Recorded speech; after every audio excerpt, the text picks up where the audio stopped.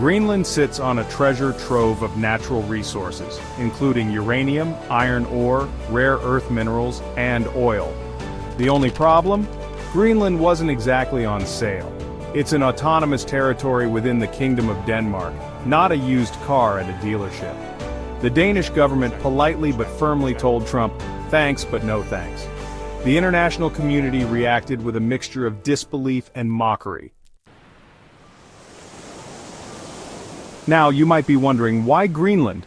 Well, beneath the ice and snow, Greenland holds significant reserves of natural resources, making it a potential gold mine, or should I say rare earth mineral mine, in a world increasingly hungry for them. We're talking iron ore, uranium, zinc, and those ever-so-important rare earth elements crucial for our beloved smartphones and fancy electronics. But it's not just about the bling beneath the surface. Greenland's location is of immense strategic importance.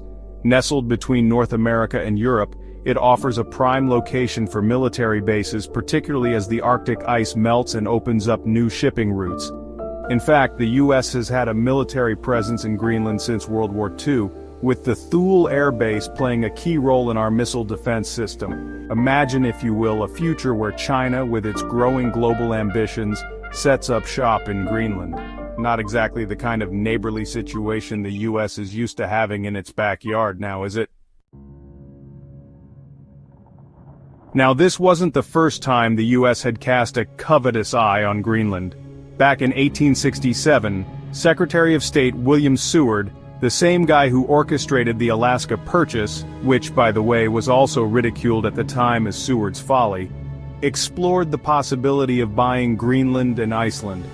Then, in 1946, President Harry Truman offered Denmark a cool $100 million for Greenland, but the Danes weren't budging.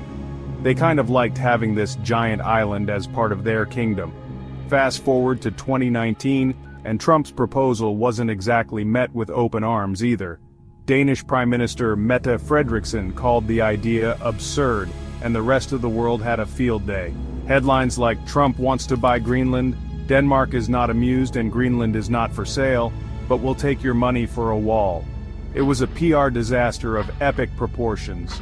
But behind the humor and the head-scratching, there was a serious geopolitical reality at play. The Arctic, once a frozen wasteland of little interest, was becoming a hotbed of international competition. See, folks, climate change is real, and it's turning the Arctic into a giant melting popsicle. As the ice retreats, it's opening up new shipping routes and access to those precious resources we talked about. Suddenly, everyone wants a piece of the Arctic pie, and that includes Russia, China, and even our good friends in Canada. So, while Trump's Greenland gambit might have been clumsy and ill-advised, it did shine a spotlight on the growing strategic importance of the Arctic in a warming world. As the ice continues to melt, the race for Arctic dominance will only intensify, with potential consequences for global trade, security, and the environment. So, the next time you see a map of the world, take a good hard look at that icy expanse up north, because the future of Greenland and perhaps the world might just be decided there. And that, my friends, is something worth paying attention to.